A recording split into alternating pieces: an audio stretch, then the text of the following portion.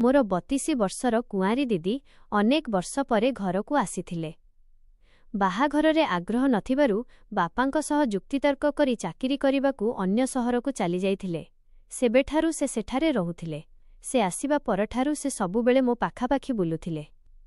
दिने जेतेबेले mummy papa घरे नथिले मु भूलरे जिनसरकू भूल जगारे फसाई देली। सेतेबेले दीदी मो साहाଯ୍ୟ ପାଇଁ आसिले, किंतु तापरे तांकर अजब भावरे मोते अबांछित स्थानरे छुईबा आरंभ होईगला।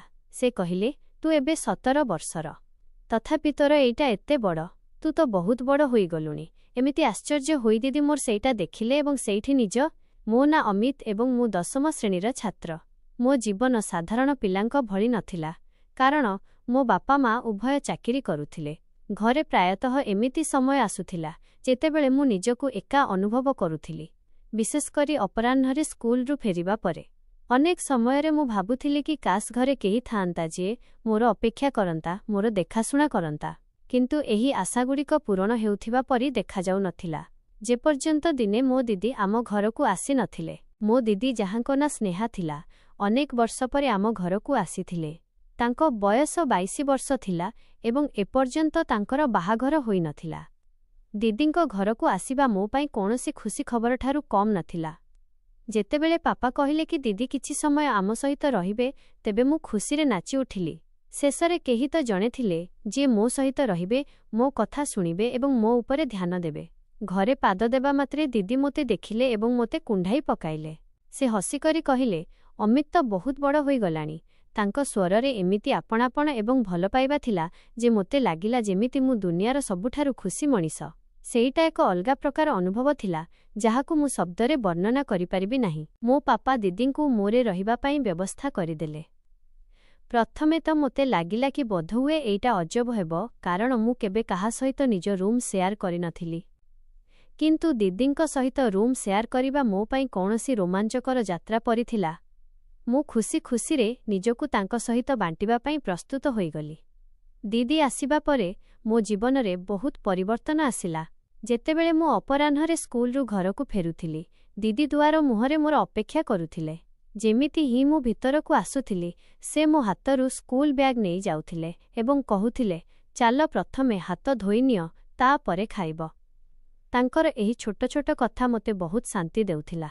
दीदी मोर छोट छोट आवश्यकतार ध्यान रखुथिले। खियापिया ठारू आरंभ करी होमवर्क कराइबा पर्यंत सबुकिछि से संभाळी नेइथिले। मु एबे 17 वर्षर होई जाइथिली एवं 10मरे पढुथिली। दीदींकू घरकू डकाइबार आउ एक मुख्य कारण थिला। पाखापाखी 1 मास पूर्वरु मोते थायरॉइड रोग विषयरे जणा पड़िथिला। एते कम बयसरे एही रोग मो पाई कौनसी बड़ झटका ठारू कम नथिला। थायरॉइड जोगु मोते प्रतिदिन एंटीथायरॉइड इंजेक्शन नेबाकू पड़ुथिला। इंजेक्शन देबा पाई अपराह्नरे जणे मेल नर्स घरकू आसुथिले। जेमिति नर्स थांती सेमिति मेल नर्स मध्य थांती। सेही पिलाटी बहुत दायित्वर सह निज काम करुथिला। से प्रतिदिन ठीक समयरे आसुथिला एवं मोते इंजेक्शन देउथिला। जदिओ एही सबु मो पाई सहज नथिला। इंजेक्शनर मुन चुचुक हेबा मात्रे मो आखि भरी आसुथिला, किंतु मो पाखरे एहाकू सहिबा छडा अन्य कौनसी उपाय नथिला। देखु देखु दीदींकू घरकू आसिबार अनेक दिन होई गलानी। तांको आसिबा परठारु मोर पूरा जीवन बदली जाइथिला। मो स्कूल जीवाठारु आरंभ करी मो पाठपढ़ा पर्यंत पूरा दायित्व दीदी निज कांधकू नहीं जाइथिले। सकाळे से मोते ठीक समयरे उठाउथिले एवं स्कूल पाई प्रस्तुत कराउथिले। जेतेबेले मु अपराह्नरे स्कूलरू घरकू फेरुथिली तो से दुआर मुहरे मोर अपेक्षा करुथिले। मो हातरू ब्याग नहीं आदररे पचारुथिले केमिति थिला आजिर दिन। तांकर एही कथा सुनी मो मन हालुका होई जाउथिला। मो देह एबे आग भली रहु नथिला। थायरॉइड कारणरू मु शीघ्र थकी जाउथिली एवं अनेक समयरे दुर्बल अनुभव हेउथिला। दीदींकू मो अवस्था देखि बहुत चिंता हेउथिला। से मोर खियापियार विशेष ध्यान रखुथिले। से मो पाई घरे पुष्टिकर खाद्य तयारी करुथिले एवं कहुथिले, अमित तोते जल्दी भल हेबाकू पड़िबो। एई सबु तो स्वास्थ्य पाई जरूरी। जेतेबेले मेल नर्स मोते इंजेक्शन देबाकू आसुथिले, दीदी मो पाखरे बसुथिले। से मो हाथ धरुथिले एवं कहुथिले, डर नाही, बस किछि समयर कथा। तांको साथ पाई मोते साहस मिलुथिला। दीदींकू घरकू आसिबा अनेक दिन होई गलानी। मो स्कूल जीवाठारु मो पाठपढ़ा पर्यंत सबु दायित्व दीदी ही तुलाउथिले। गोटिए रातिरे हठात मो निद भांगीगला। मु बुझी पारिली नाही जे मु हठात काहींकी जागीगली। रे सामान्य अंधार थिला, କିନ୍ତୁ ମୋତେ ନିଜ ଶରୀର ଉପରେ କାହାର ସ୍ପର୍ଶ ଅନୁଭବ ହେଲା। ସେହି ହାତ ମୋ ଶରୀର ଉପରେ ଧୀରେ ଧୀରେ ବୁଲୁଥିଲା। ପ୍ରଥମେ ତ ମୋତେ ଲାଗିଲା କି ଏଇଟା ଭୁଲରେ ହେଉଥିବ। ବୋଧହୁଏ ନିଦରେ ଦିଦିଙ୍କ ହାତ ପାଖକୁ ଆସିଯାଇଥିବ। କିନ୍ତୁ ଏହି ଅନୁଭବ ମୋତେ ଅସ୍ଥିର କରିବାକୁ ଲାଗିଲା। ମୋତେ କାହାର ଏମିତି ଛୁଇଁବା ବିଲକୁଲ ପସନ୍ଦ ନଥିଲା। ମୁଁ କିଛି ସମୟ ଚୁପଚାପ ଶୋଇ ରହିଲି ଏବଂ ଏହା ଭାବୁଥିଲି କି ବୋଧହୁଏ ମୁଁ ଭୁଲ ବୁଝୁଛି। ଦିଦିଙ୍କ ଦ୍ୱାରା ଏହା ଭୁଲରେ ହେଉଥିବ। ଶେଷରେ ସେ ମୋର ବଡ଼ ଭଉଣୀ ଥିଲେ, ଯାହାଙ୍କ ଉପରେ ମୁଁ ଭରସା କରୁଥିଲି। କିନ୍ତୁ ପରଦିନ ଯେତେବେଳେ ମୁଁ ଶୋଇଥିଲି, ପୁଣି ସେଇଆ ହେଲା। ଏଥର ମୁଁ ପୂରାପୂରି ଜାଗି ଯାଇଥିଲି। ଦିଦିଙ୍କ ବ୍ୟବହାର ଏବେ ମୋତେ ଅଜବ ଲାଗିବାକୁ ଲାଗିଲା। ତାଙ୍କର ଏହି ସ୍ପର୍ଶ ପୂର୍ବ ଭଳି ଭୁଲ ବୋଲି ଲାଗୁନଥିଲା। ମୁଁ ଭିତରୁ ଡରିଗଲି। ପ୍ରଥମ ଥର ମୁଁ ଦିଦିଙ୍କୁ ଏହି ରୂପରେ ଦେଖିଥିଲି। ଏ ସେହି ଦିଦି ନଥିଲେ ଯାହାଙ୍କୁ ମୁଁ ଜାଣିଥିଲି, ଯିଏ ମୋର ଦେଖାଶୁଣା କରୁଥିଲେ, ଯିଏ ମୋତେ ପାଠପଢ଼ାରେ ସାହାଯ୍ୟ କରୁଥିଲେ, ଯିଏ ମୋ ପାଇଁ ମା' ସଦୃଶ ଥିଲେ। ତାଙ୍କର ଏହି ଅଜବ ବ୍ୟବହାର ମୋ ପାଇଁ ଅସହ୍ୟ ଥିଲା। ମୁଁ ସେହି ରାତିରେ କିଛି କହିଲି ନାହିଁ। ମୁଁ ବସ୍ ଚୁପଚାପ ଶୋଇ ରହିଲି। କିନ୍ତୁ ମୋ ମୁଣ୍ଡ ବହୁତ ଜୋରରେ ଚାଲୁଥିଲା। ମୁଁ ଭାବୁଥିଲି କି ଶେଷରେ ଏହିସବୁ କାହିଁକି ହେଉଛି? କ'ଣ ମୁଁ କିଛି ଭୁଲ ଭାବୁଛି? କ'ଣ ଏହିସବୁ ମୋର ଭୁଲ ଧାରଣା? ପରଦିନ ପୁଣି ସେଇଆ ହେଲା। କ୍ରମାଗତ 2 ରାତି ପର୍ଯ୍ୟନ୍ତ ଦିଦିଙ୍କର ଏହି ବ୍ୟବହାର ସହିବା ପରେ ମୁଁ ସ୍ଥିର କଲି କି ଏବେ ମୁଁ ଚୁପ୍ ରହିବି ନାହିଁ। ଏହି କଥା ମୋ ପାଇଁ ବହୁତ ବଡ଼ ଥିଲା। ମୁଁ ଦିଦିଙ୍କ ସମ୍ମୁଖୀନ ହେବା ପାଇଁ ସାହସ ଜୁଟାଇବାକୁ ଲାଗିଲି। ମୋତେ ବୁଝା ପଡ଼ୁନଥିଲା କି ମୁଁ ତାଙ୍କ ସହ କେମିତି କଥା ହେବି। ମୁଁ ଡରୁଥିଲି କି କାଳେ ମୋ କହିବା ଦ୍ୱାରା ଘରର ପରିବେଶ ଖରାପ ନ ହୋଇଯାଉ। କିନ୍ତୁ ମୁଁ ଜାଣିଥିଲି କି ଏଇଟା ଠିକ୍ ନୁହେଁ। ମୋତେ ଏ ବିଷୟରେ କଥା ହେବାକୁ ହିଁ ପଡ଼ିବ। ପରଦିନ ଯେତେବେଳେ ମୁଁ ଅପରାହ୍ନରେ ସ୍କୁଲରୁ ଘରକୁ ଆସିଲି, ତ ମୋ ମନରେ ରାତିର କଥା ଘୂରି ବୁଲୁଥିଲା। ମୁଁ ବହୁତ ଅସ୍ଥିର ଥିଲି। ଖାଇବା ସମୟରେ ମୁଁ ନିଜକୁ ରୋକିପାରିଲି ନାହିଁ ଏବଂ ଶେଷରେ ଦିଦିଙ୍କୁ ପ୍ରଶ୍ନ କରି ହିଁ ଦେଲି। ମୁଁ କହିଲି, ଦିଦି, ଗତ 2 ଦିନ ହେବ ରାତିରେ ଶୋଇବା ବେଳେ ତୁମେ ମୋ ଶରୀରରେ ହାତ କାହିଁକି ବୁଲାଉଛ? କ'ଣ ତୁମକୁ କିଛି ଖରାପ ସ୍ୱପ୍ନ ଆସୁଛି? ମୋ ପ୍ରଶ୍ନ ଶୁଣିବା ମାତ୍ରେ ଦିଦିଙ୍କ ଚେହେରା ହଠାତ୍ ବଦଳିଗଲା। ତାଙ୍କ ଭାବଭଙ୍ଗୀରେ ଏକ ଅଜବ ପ୍ରକାରର ଛାନିଆ ଥିଲା, ଯାହାକୁ ମୁଁ ସ୍ପଷ୍ଟ ଦେଖିପାରୁଥିଲି। ଏମିତି ଲାଗୁଥିଲା ଯେମିତି ସେ ଏହି ପ୍ରଶ୍ନ ପାଇଁ ପ୍ରସ୍ତୁତ ନଥିଲେ। କିଛି ମୁହୂର୍ତ୍ତ ପାଇଁରେ ନୀରବତା ଖେଳିଗଲା। କିଛି ସମୟ ପରେ ଦିଦି ଉତ୍ତର ଦେଲେ, ବୋଧହୁଏ ମୋତେ କିଛି ସ୍ୱପ୍ନ ଆସୁଥିବ। ସ୍ୱପ୍ନରେ ଭୁଲରେ ମୋ ହାତ ତ ଶରୀର ଉପରେ ଆସିଯାଇଥିବ। ତାଙ୍କ ସ୍ୱରରେ ଏକ ସାମାନ୍ୟ ଝିଝକ ଥିଲା। କିନ୍ତୁ ତାଙ୍କ ଉତ୍ତର ଶୁଣି ମୁଁ ଟିକେ ଶାନ୍ତ ହୋଇଗଲି। ମୋତେ ଲାଗିଲା କି ବୋଧହୁଏ ମୁଁ ହିଁ କିଛି ଅଧିକ ଭାବୁଛି। ଶେଷରେ ଦିଦି ମୋର ବଡ଼ ଭଉଣୀ ଥିଲେ, ଯିଏ ମୋର ଦେଖାଶୁଣା ପାଇଁ ଏଠାକୁ ଆସିଥିଲେ। ମୁଁ ତାଙ୍କ କଥା ଉପରେ ବିଶ୍ୱାସ କରିନେଲି ଏବଂ ଭାବିଲି କି ଏହିସବୁ ସତରେ ସ୍ୱପ୍ନ ଯୋଗୁଁ ହେଉଥିବ। କିନ୍ତୁ ଏହା ପଛର ସତ୍ୟତା କିଛି ଅଲଗା ହିଁ ଥିଲା। ତାଙ୍କର ବଦଳିଥିବା ଭାବଭଙ୍ଗୀ ଏବଂ ଝିଝକ ଭରା ଉତ୍ତର ମୋ ମନରେ କେଉଁଠି ନା କେଉଁଠି ଏକ ପ୍ରଶ୍ନ ଛାଡ଼ି ଦେଇଥିଲା। ମୁଁ ଏହାକୁ ଭଲେ ହିଁ ଅଣଦେଖା କରିବାକୁ ଚେଷ୍ଟା କରୁଥିଲି, କିନ୍ତୁ ମୋ ଭିତରର ଡର ଏବଂ ସନ୍ଦେହ ପୂର୍ବପରି ଶେଷ ହୋଇନଥିଲା। ସେହିଦିନ ପରେ ମୁଁ ଦିଦିଙ୍କ ବ୍ୟବହାର ଉପରେ ଅଧିକ ଧ୍ୟାନ ଦେବାକୁ ଲାଗିଲି। ମୋତେ ତାଙ୍କର ଆଉ କିଛି ବ୍ୟବହାର ମଧ୍ୟ ଅଜବ ଲାଗିଲା। ଏବେ ମୁଁ ନିଜକୁ ଅସହଜ ଅନୁଭବ କରିବାକୁ ଲାଗିଲି। ସେହି ରାତିରେ ଶୋଇବାର କିଛି ସମୟ ପରେ ହିଁ ମୋ ନିଦ ଭାଙ୍ଗିଗଲା। ଶୋଇବା ପୂର୍ବରୁ ମୋତେ ଶୋଷ ଲାଗିବା କାରଣରୁ ମୁଁ 2 ଗ୍ଲାସ ପାଣି ପିଇଥିଲି ଏବଂ ସେହି କାରଣରୁ ମୋର ଅଧା ରାତିରେ ହିଁ ନିଦ ଭାଙ୍ଗି ଯାଇଥିଲା। ମୁଁ ଉଠିଲି ଏବଂ ଦେଖିଲି କି ଦିଦି ମୋ ପାଖରେ ନଥିଲେ। ମୋତେ ଲାଗିଲା କି ସେଇରେ ଥିବେ, କିନ୍ତୁ ସେ ରେ ମଧ୍ୟ ନଥିଲେ। ସେତେବେଳେ ମୁଁ ଉଠି ଦିଦିଙ୍କୁ ଖୋଜିବାକୁ ଚିନ୍ତା କଲି। ତାପରେ ମୁଁ ରୁମ୍ ବାହାରକୁ ବାହାରି ଚାରିଆଡ଼କୁ ନଜର ବୁଲାଇଲି। ସେତେବେଳେ ଦିଦି ମୋତେ ମମି ପାପାଙ୍କ ରୁମ୍ ବାହାରେ ଦେଖାଗଲେ। ସେ ମମି ପାପାଙ୍କ ରୁମ୍ ଭିତରକୁ ଝାଙ୍କି ଦେଖୁଥିଲେ। ସେ ସେଠାରେ କାହିଁକି ଝାଙ୍କୁଥିଲେ, ଏହା ମୋତେ ମଧ୍ୟ ବୁଝା ପଡ଼ୁନଥିଲା। ସେତେବେଳେ ମୁଁ ଦିଦିଙ୍କ ପାଖକୁ ଯିବାକୁ ଚିନ୍ତା କଲି, କିନ୍ତୁ ତଥାପି ସେ ମୋ ରୁମ୍ ଆଡ଼କୁ ମୁହଁ ବୁଲାଇଲେ। ଯଦି ମୋତେ ଦିଦି ଦେଖି ନେଇଥାନ୍ତେ, ତେବେ ତାଙ୍କୁ ଲାଗିଥାନ୍ତା କି ମୁଁ ତାଙ୍କ ପିଛା କରୁଛି। ସେଥିପାଇଁ ଦିଦି ମୋତେ ଦେଖିବା ପୂର୍ବରୁ ହିଁ ମୁଁ ନିଜ ଜାଗାକୁ ଫେରିଯାଇ ଶୋଇଗଲି। କିଛି ସମୟ ପରେ ଦିଦି ମଧ୍ୟକୁ ଆସିଲେ। ଆସିବା ମାତ୍ରେ ସେ ନିଜ ଜାଗାରେ ଶୋଇଗଲେ ଏବଂ ତାଙ୍କର ସେହି ଅଜବ ବ୍ୟବହାର ପୁଣି ଆରମ୍ଭ ହୋଇଗଲା। ସେ ପୁଣି ମୋ ଶରୀରରେ ହାତ ବୁଲାଉଥିଲେ। ଦିଦି ଏମିତି ଅଜବ ବ୍ୟବହାର କାହିଁକି କରୁଥିଲେ, ଏହା ମୋତେ ବୁଝାପଡ଼ୁନଥିଲା। କିନ୍ତୁ ଗୋଟିଏ କଥା ମୋତେ ନିଶ୍ଚୟ ବୁଝାପଡ଼ିଥିଲା କି ସେ ମମି ପାପାଙ୍କରେ କିଛି ଦେଖନ୍ତି ଏବଂ ତାପରେ ମୋ ଶରୀରରେ ହାତ ବୁଲାନ୍ତି। ଦିଦି ଶେଷରେ ମମି ପାପାଙ୍କରେ କାହିଁକି ଝାଙ୍କନ୍ତି, ଏହା ଜାଣିବାର ମୋର ଇଚ୍ଛା ବଢ଼ିଯାଇଥିଲା। ପରଦିନ ଅପରାହ୍ନରେ ଘରେ ମୁଁ ଏବଂ ଦିଦି ହିଁ ଥିଲୁ। ଦିଦି ମୋତେ ପଢ଼ାଉଥିଲେ। ଯେତେବେଳେ ସେ ମୋତେ ପଢ଼ାଉଥିଲେ, ତେବେ ମୁଁ ତାଙ୍କୁ ସହଜ ଭାବରେ ପ୍ରଶ୍ନ କଲି, ଦିଦି, ତୁମେ ଏତେ ସୁନ୍ଦର, ତଥାପି ତୁମର ବାହାଘର କାହିଁକି ହେଲାଣି?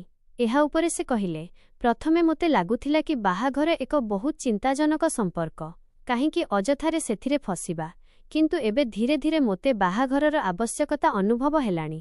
କିନ୍ତୁ ଏବେ ମୋର ବୟସ ଏତେ ହୋଇଗଲାଣି ଯେ ମୋ ବୟସର ଯୋଡ଼ିଦାର ମିଳିବା ଟିକେ କଷ୍ଟକର। ଦିଦିଙ୍କ ଉତ୍ତର ଉପରେ ମୁଁ ପୁଣି ତାଙ୍କୁ କୌଣସି ପ୍ରଶ୍ନ କଲି ନାହିଁ। ସେତେବେଳେ ଚୁପଚାପ ମୁଁ ପାଠ ପଢ଼ିବାକୁ ଲାଗିଲି। କିଛି ସମୟ ପରେ ଇଞ୍ଜେକ୍ସନ ଦେଉଥିବା ବ୍ରଦର ମୋତେ ଇଞ୍ଜେକ୍ସନ ଦେବା ପାଇଁ ଘରକୁ ଆସିଲେ। ଇଞ୍ଜେକ୍ସନ ନେବା ପରେ ମୁଁ କିଛି ସମୟ ପାଇଁ ଶୋଇଗଲି। ଯେତେବେଳେ ମୁଁ ଶୋଇକି ଉଠିଲି ତ ଉଠିବା ମାତ୍ରେ ମୋତେ ଜୋରରେ ଭୋକ ଲାଗିଲା।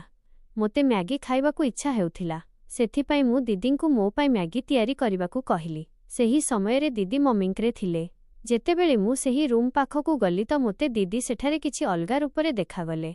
ଏବେ ଗାଧୋଇ କରି ବାହାରକୁ ଆସିଥିଲେ। ସେ ନିଜକୁ ଦର୍ପଣରେ ଏମିତି ଦେଖୁଥିଲେ ଯେମିତି ସେ 18 ବର୍ଷର ଜଣେ ଝିଅ। ଦିଦିଙ୍କର ନିଜକୁ ଏମିତି ଦେଖିବା କେତେବେଳେ ଶେଷ ହେବ, ଏହାର ଅପେକ୍ଷା କରି ମୁଁ ରୁମ୍ ବାହାରେ ଛିଡ଼ା ହୋଇଥିଲି।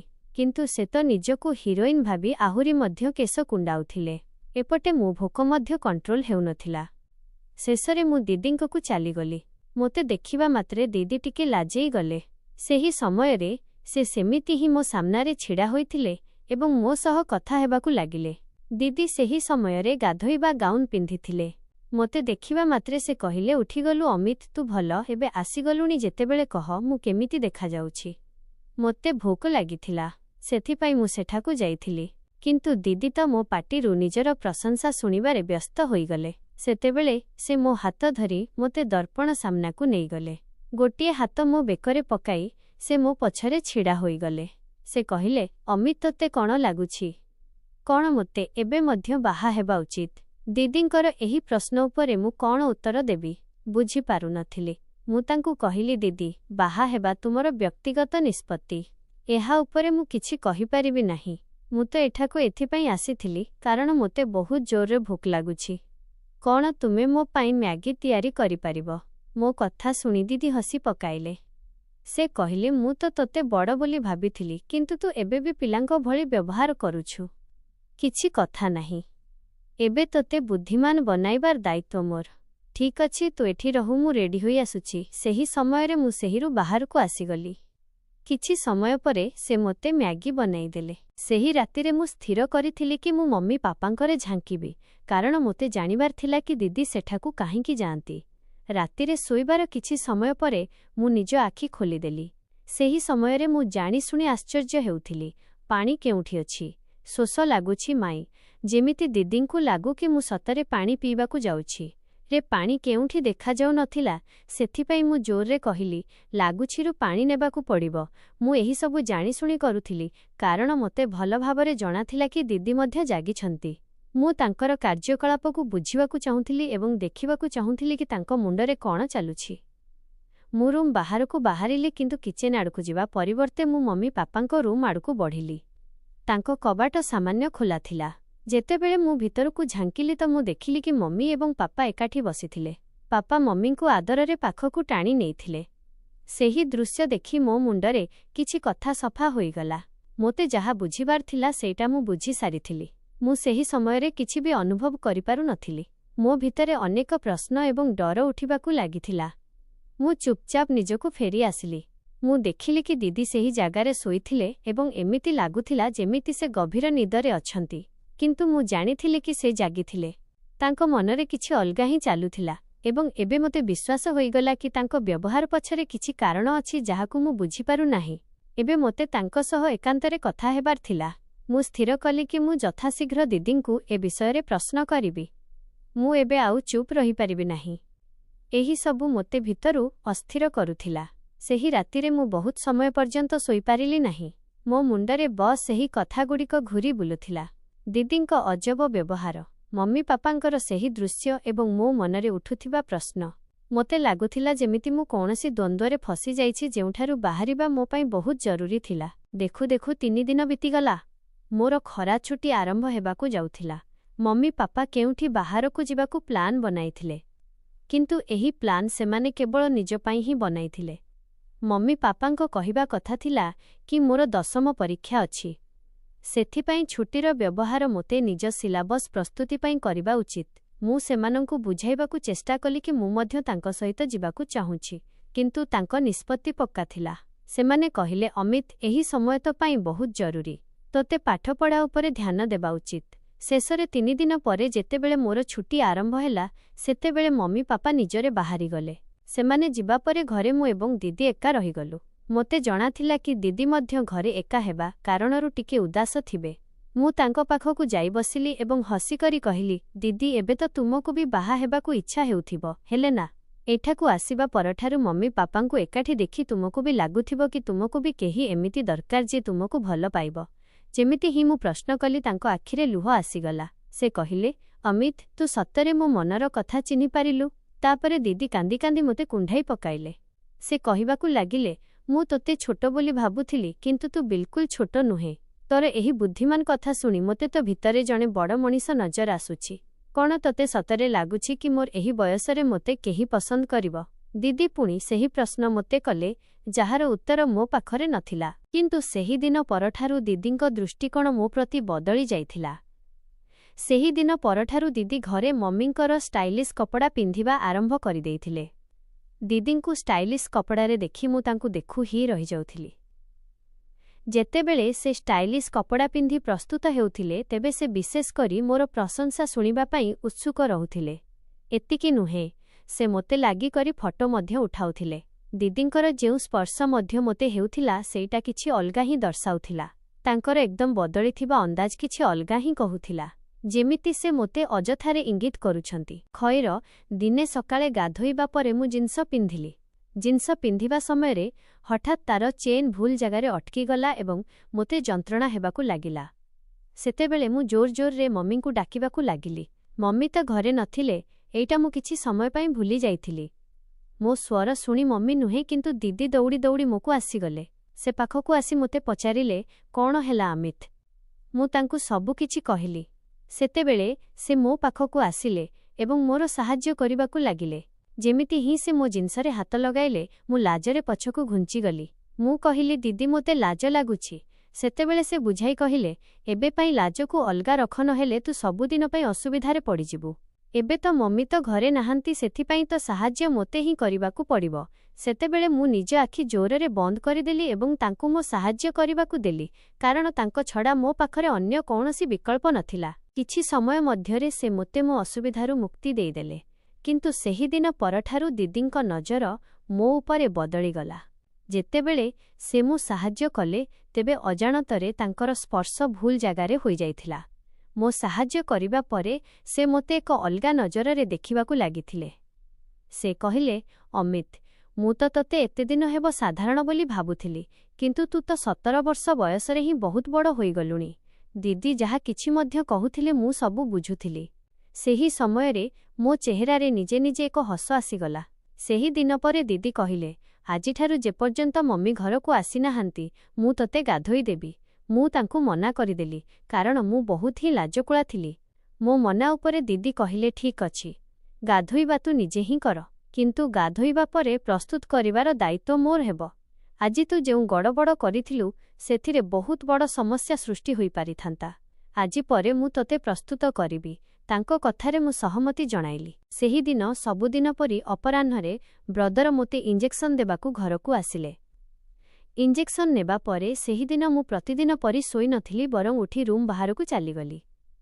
ଆସିବା ମାତ୍ରେ ମୁଁ ଟିଭି ଚାଲୁ କରିଦେଲି। ଟିଭି ଶବ୍ଦ ଶୁଣି ଦିଦି ମମିଙ୍କରୁ ବାହାରକୁ ଆସିଲେ। ବୋଧହୁଏ ସେ ମମିଙ୍କରେ ବିଶ୍ରାମ କରୁଥିଲେ। ଅପରାହ୍ନରେ ଯେମିତି ଭାବରେ ଦିଦି ପ୍ରସ୍ତୁତ ହୋଇଥିଲେ, ତାଙ୍କର ମଚଳିବା କିଛି ଅଲଗା ହିଁ ଥିଲା। ଖଇର ଆଜି ମଧ୍ୟ ଦିଦି ଛୋଟ କପଡ଼ା ପିନ୍ଧିଥିଲେ। ସେ କହିଲେ, ଅମିତ, ମୁଁ ଖାସ୍ ତୋ ପାଇଁ ପାଣିପୁରି ବନାଇଛି। ରହ, ମୁରୁ ନେଇ ଆସୁଛି। ଯିବା ସମୟରେ ସେ ଟିଭି ବନ୍ଦ କରିଦେଲେ ଏବଂ ପାଣିପୁରି ଆଣିବା ପାଇଁକୁ ଚାଲିଗଲେ। ସେ ମୋତେରେ ମଧ୍ୟ ପାଣିପୁରି ଖୁଆଇ ପାରିଥାନ୍ତେ, କିନ୍ତୁ ସେ ଏମିତି କଲେ ନାହିଁ। ସେ ମୋକୁ ନେଇଗଲେ ଏବଂ ମୋତେ ସେୟ ଉପରେ ବସାଇ ନିଜ ହାତରେ ପାଣିପୁରି ଖୁଆଇବାକୁ ଲାଗିଲେ। ପାଣିପୁରି ଖାଇବା ସମୟରେ ଦିଦି ବାରମ୍ବାର ମୋ କେଶରେ ହାତ ବୁଲାଉଥିଲେ। ସେ କହୁଥିଲେ, ତୁ ବହୁତ ବୁଦ୍ଧିମାନ ହୋଇଗଲୁଣି। ଏବେ ତ ତୁ ବଡ଼ ମଧ୍ୟ ହୋଇଗଲୁଣି। ଦିଦିଙ୍କ ପରଫ୍ୟୁମ୍ ଗନ୍ଧ ମୋର ଚାରିଆଡ଼େ ବ୍ୟାପି ଯାଇଥିଲା। ସେ କଥା ହେଉଥିଲେ ଏବଂ ମୋତେ ଧୀରେ ଧୀରେ ନିଦ ଆସିବାକୁ ଲାଗିଲା। କିଛି ସମୟରେ ମୁଁ ଗଭୀର ନିଦରେ ଶୋଇଗଲି। ଯେତେବେଳେ ମୁଁ ନିଦରୁ ଉଠିଲି ତ ମୋତେ ଚକ୍କର ପରି ଅନୁଭବ ହେଉଥିଲା। ଉଠିବା ମାତ୍ରେ ମୁଁ ନିଜ ମୁଣ୍ଡରେ ହାତ ରଖିଲି ଏବଂ ସେୟ ଉପରେ ବସିଗଲି। କିଛି ସମୟ ପରେ ଦିଦି ମୋକୁ ଆସିଲେ। ତାଙ୍କ ଚେହେରାରେ ଏକ ଅଜବ ହସ ଥିଲା। ସେ କହିଲେ, ଅମିତ, ମୋତେ ଆଶା ନଥିଲା କି ତୋ କାରଣରୁ ମୋ ଜୀବନରେ ଏତେ ଆନନ୍ଦ ଆସିବ। ଦିଦିଙ୍କ କଥା ମୋତେ ବୁଝା ପଡ଼ୁନଥିଲା। ମୁଁ ତାଙ୍କ କଥାରେ କେବଳ ମୁଣ୍ଡ ହଲାଇ ଦେଲି, କାରଣ ମୁଁ ନିଜ ଭାବନାରେ ହଜି ଯାଇଥିଲି। ଦିଦି କହିଲେ, ତୁ ଫ୍ରେଶ୍ ହୋଇ ଆସ, ଆମେ ମଜା କରିବା। ମୁଁ ଫ୍ରେଶ୍ ହୋଇ ରୁମ୍ ବାହାରକୁ ଗଲି। ସେତେବେଳେ ଦିଦିରେ ମୋ ପସନ୍ଦର ଗୀତ ଲଗାଇଥିଲେ। ଏହା ପୂର୍ବରୁ ଦିଦି କେବେ ମୋ ପସନ୍ଦର ଗୀତ ଶୁଣି ନଥିଲେ। ତାଙ୍କୁ ଡିଜେ ଗୀତ ବିଲକୁଲ ପସନ୍ଦ ନଥିଲା, କିନ୍ତୁ ସେହିଦିନ ସେ ନିଜେ ହିଁ ମୋ ପସନ୍ଦର ଗୀତ ଲଗାଇଥିଲେ। ଏତିକି ନୁହେଁ, ସେ ମୋ ହାତ ଧରିଲେ ଏବଂ ମୋତେ ଡ୍ୟାନ୍ସ କରାଇବାକୁ ଲାଗିଲେ। ସେ ମୋର ଗୋଟିଏ ହାତ ନିଜ କମରରେ ଏବଂ ଦ୍ୱିତୀୟଟି ନିଜ କାନ୍ଧରେ ରଖିଲେ। ସେ ମୋ ସହିତ କପଲ ଡ୍ୟାନ୍ସ କରିବାକୁ ଲାଗିଲେ। ଦିଦି ଏତେ ଖୁସି କାହିଁକି ଥିଲେ, ଏହା ମୋତେ ବୁଝା ପଡ଼ୁନଥିଲା। ସେହି ଦିନ ପରେ ଯେମିତି ଯେମିତି ଦିନ ବିତିଲା, ଦିଦି ମୋତେ ଖୁସି ଦେଖାଗଲେ। କିନ୍ତୁ ଅପରାହ୍ନରେ ଯେତେବେଳେ ବି ମୁଁ ଶୋଇକି ଉଠୁଥିଲି, ମୋତେ ବହୁତ ଥକା ଅନୁଭବ ହେଉଥିଲା। ଶୋଇକି ଉଠିବା ପରେ ସେ ମୋତେ ସବୁବେଳେ ଗୋଟିଏ କଥା କହୁଥିଲେ, ତୁ ଆଜି ମୋତେ ବହୁତ ଖୁସି କଲୁ। ମୁଁ ତାଙ୍କୁ କେମିତି ଖୁସି କରୁଥିଲି, ଏହା ମୋତେ ବୁଝା ପଡ଼ୁନଥିଲା।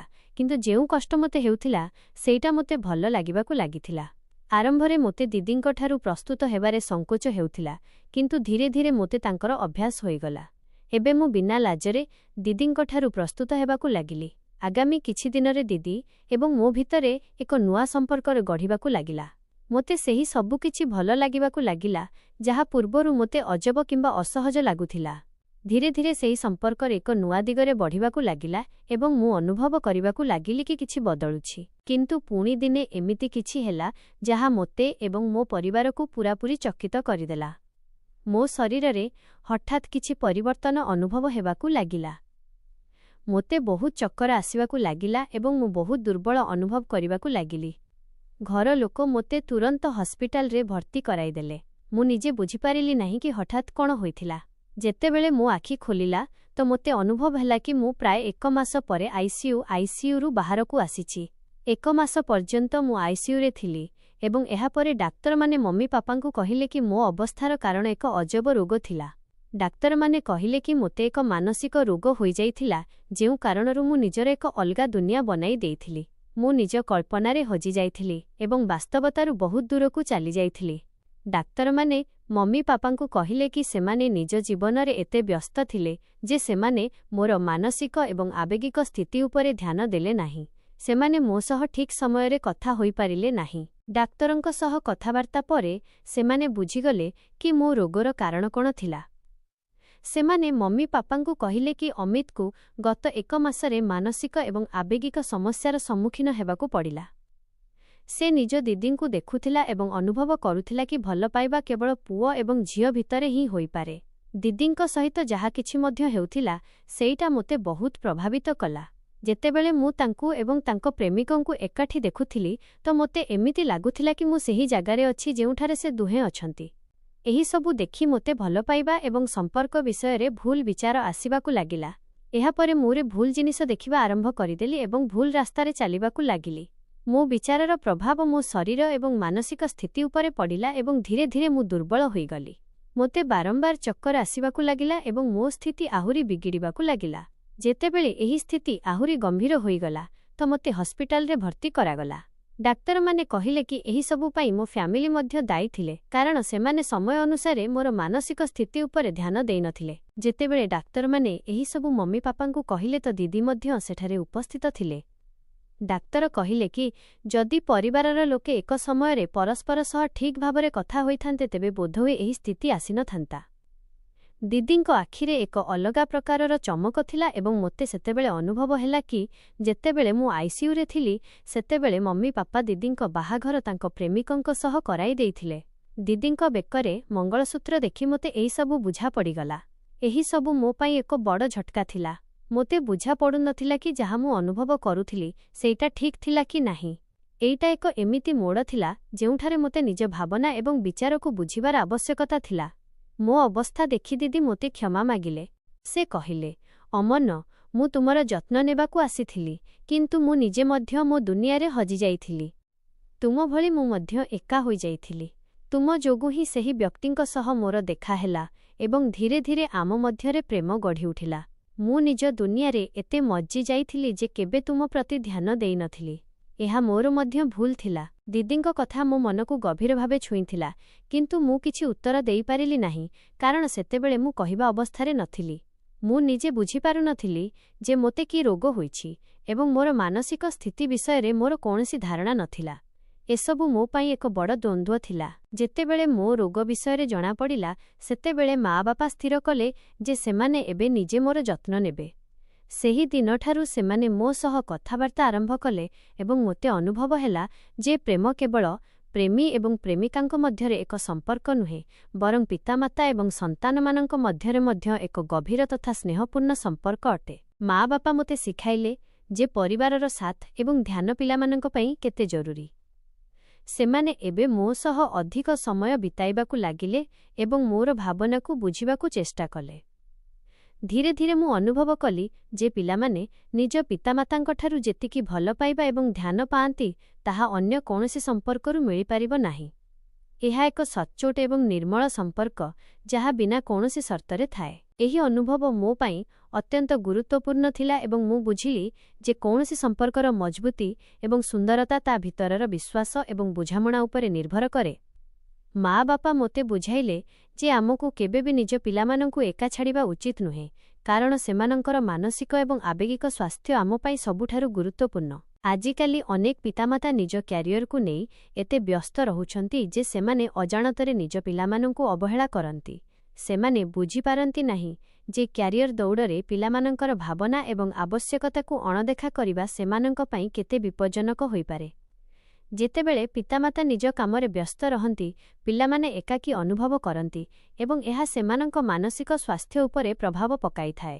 ପିଲାମାନଙ୍କୁ ଏକାକୀପଣ, ଅବସାଦ, ଡିପ୍ରେସନ୍ ଏବଂ ଅନ୍ୟାନ୍ୟ ମାନସିକ ସମସ୍ୟାର ସମ୍ମୁଖୀନ ହେବାକୁ ପଡ଼ିପାରେ। ଯଦି ଆମେ ଚାହୁଁ ଯେ ଆମ ପିଲାମାନେ ସୁସ୍ଥ ଏବଂ ଖୁସି ରୁହନ୍ତୁ, ତେବେ ଆମକୁ ସେମାନଙ୍କ ସହ ସାଙ୍ଗ ପରି ବ୍ୟବହାର କରିବା ଉଚିତ। ଆମକୁ ପ୍ରତିଦିନ ସେମାନଙ୍କ ସହ କଥା ହେବା ଉଚିତ ଏବଂ ସେମାନଙ୍କ ମନର କଥା ବୁଝିବାକୁ ଚେଷ୍ଟା କରିବା ଉଚିତ। ବେଳେବେଳେ ଆମକୁ ସେମାନଙ୍କୁ ବାହାରକୁ ବୁଲାଇବାକୁ ନେବା ଉଚିତ, ଯେପରି ସେମାନେ ଖୋଲାଖୋଲି ଭାବେ ନିଜର ଭାବନା ପ୍ରକାଶ କରିପାରିବେ। ଏହି ଛୋଟ ଛୋଟ କଥା ପିଲାମାନଙ୍କୁ ମାନସିକ ଶାନ୍ତି ଏବଂ ଖୁସି ଦେଇଥାଏ। ପ୍ରତ୍ୟେକ ପିତାମାତାଙ୍କ ପାଇଁ ସେମାନଙ୍କ ସନ୍ତାନ ସବୁଠାରୁ ବଡ଼ ସମ୍ପତ୍ତି। ଏହା ଏକ ସତ୍ୟ ଯାହାକୁ ଆମେ କେବେ ବି ଭୁଲିବା ଉଚିତ ନୁହେଁ। ପିଲାମାନଙ୍କ ସହ ସମୟ ବିତାଇବା, ସେମାନଙ୍କ ସହ ଯୋଡ଼ି ହେବା ଏବଂ ସେମାନଙ୍କୁ ଭଲ ପାଇବା ଦେବା ସେମାନଙ୍କ ମାନସିକ ଏବଂ ଶାରୀରିକ ବିକାଶ ପାଇଁ ଅତ୍ୟନ୍ତ ଜରୁରୀ। ଯଦି ପିତାମାତା ନିଜ ପିଲାମାନଙ୍କ ସହ ଭଲ ସମ୍ପର୍କ ରଖନ୍ତି, ତେବେ ପିଲାମାନେ ଜୀବନର ଯେକୌଣସି ଅସୁବିଧାର ସମ୍ମୁଖୀନ ହେବାକୁ ପ୍ରସ୍ତୁତ ରହନ୍ତି। ଏହି କାହାଣୀ ଆମକୁ ଶିଖାଏ ଯେ ଆମକୁ ଆମ ପିଲାମାନଙ୍କ ପ୍ରତି ନିଜର ଦାୟିତ୍ୱ ବୁଝିବା ଉଚିତ ଏବଂ ସେମାନଙ୍କୁ କେବେ ବି ଏକା ଛାଡ଼ିବା ଉଚିତ ନୁହେଁ। ସେମାନଙ୍କ ମାନସିକ ସ୍ୱାସ୍ଥ୍ୟ ଏବଂ ଖୁସି ଆମର ପ୍ରାଥମିକତା ହେବା ଉଚିତ। ଆମକୁ ନିଜ ପିଲାମାନଙ୍କୁ ପ୍ରତିଟି ପାଦରେ ସମର୍ଥନ ଏବଂ ଭଲ ପାଇବା ଦେବା ଉଚିତ, ଯେପରି ସେମାନେ ନିଜ ଜୀବନରେ ସଫଳତାର ଶିଖରରେ ପହଞ୍ଚିପାରିବେ ଏବଂ ଖୁସିରେ ରହିପାରିବେ। ତେବେ ବନ୍ଧୁଗଣ, ଏହା ଥିଲା ଆମର ଆଜିର ଏକ ଛୋଟ କାହାଣୀ। ଆପଣଙ୍କୁ ଏହି କାହାଣୀଟି କେମିତି ଲାଗିଲା କମେଣ୍ଟ କରି ନିଶ୍ଚୟ ଜଣାଇବେ। ଯଦି ଆପଣଙ୍କୁ ଏହି କାହାଣୀ ପସନ୍ଦ ଆସିଥାଏ, ତେବେ ଏହାକୁ ଲାଇକ୍ କରନ୍ତୁ ଏବଂ ନିଜ ସାଙ୍ଗମାନଙ୍କ ସହ ସେୟାର କରନ୍ତୁ। ଆଗକୁ ମଧ୍ୟ ଏହିଭଳି ରୋମାଞ୍ଚକର କାହାଣୀ ପାଇଁ ଆମ ଚ୍ୟାନେଲକୁ ସବସ୍କ୍ରାଇବ୍ କରନ୍ତୁ।